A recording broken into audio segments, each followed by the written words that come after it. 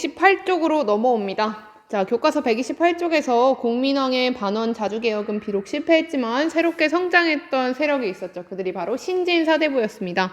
신진사대부에 대해서 선생님 잠깐만 같이 정리하고 그리고 나서 교과서 마저 읽어가겠습니다. 니네 EBS 강의 통해서 이미 들었겠지만 한 번 더 들으면서 외운다. 선생님이 말하기 전에 내가 먼저 말해본다 라는 생각으로 내용 들어주시면 좋겠어요.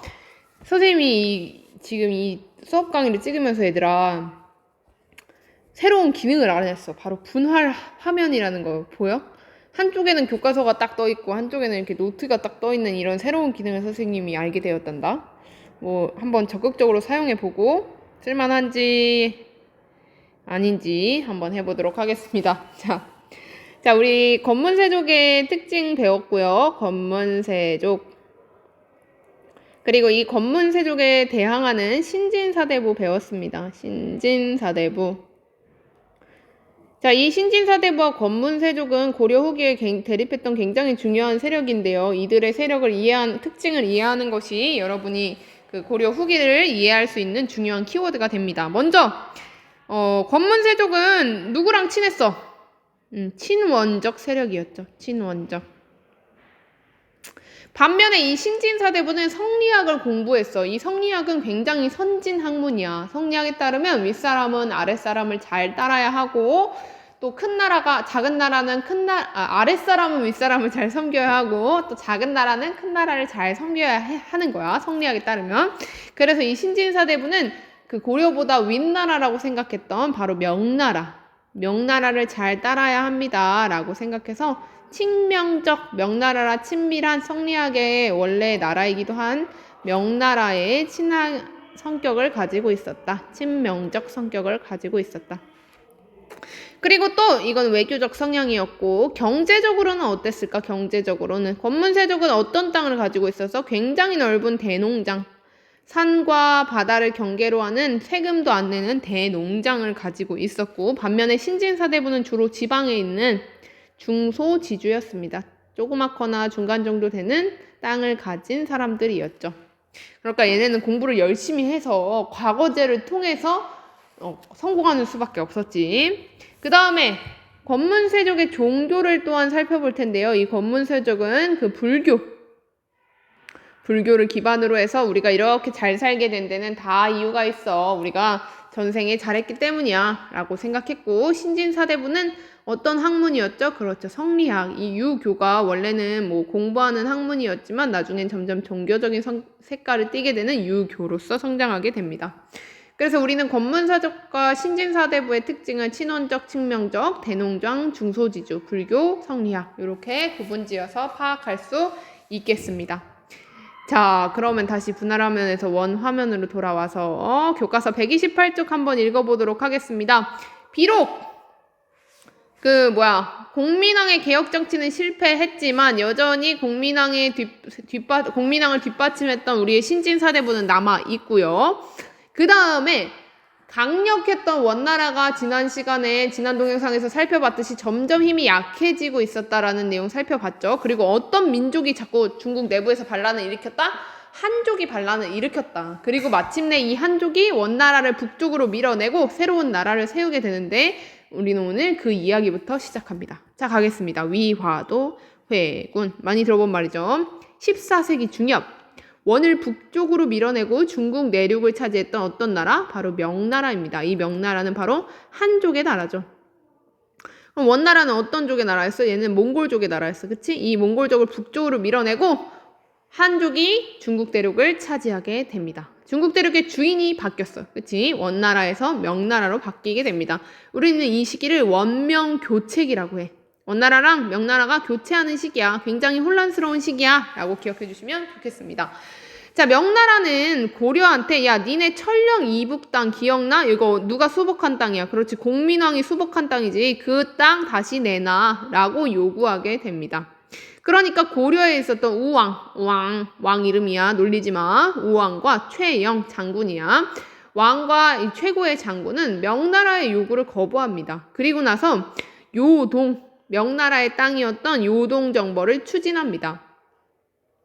자, 명나라가 아무리 중국 대륙의 새로운 주인이 되었다고 하더라도 우리가 수복했던, 우리가 되찾았던 영토를 명나라에게 그대로 넘길 순 없어 라고 생각했던 우왕과 최용은 명나라의 요구를 거부하고 요동정벌을 추진합니다. 그러나 요동정벌에 반대했던 이성계가 드디어 등장하죠. 역시 장군이었습니다. 이성계는 명령에 따라 요동으로 출발하긴 했지만 여러 가지 구실을 내세워 압록강의 위화도에서 군대를 돌려 개경으로 회해군 군대를 돌이켰다.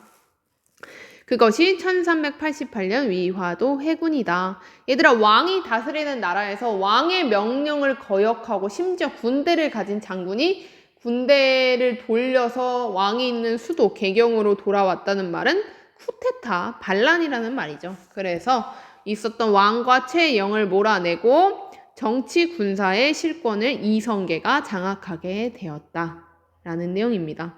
이런 이성계는 얘들아 그 신진 사대부라고 신흥 무인 세력이라고 부릅니다. 신흥 무인 세력. 이 신흥 무인 세력은 지난 시간에 공민왕의 개혁 정치가 실패했던 원인 중에서 얘들아 기억나? 북쪽에서는 누가 쳐들어왔어? 홍건적이 쳐들어왔고 남쪽에서는 왜구, 일본 해적들이 쳐들어왔었지.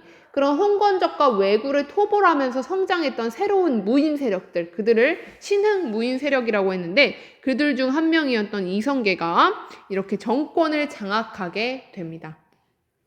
곧이어 이성계는 정도전 등 신진사대부 세력과 당시에 권문세족에 대항했던 신진사대부 세력과 손을 잡고, 이 신진사대부 세력도 애초에 누구랑 친한 세력이야?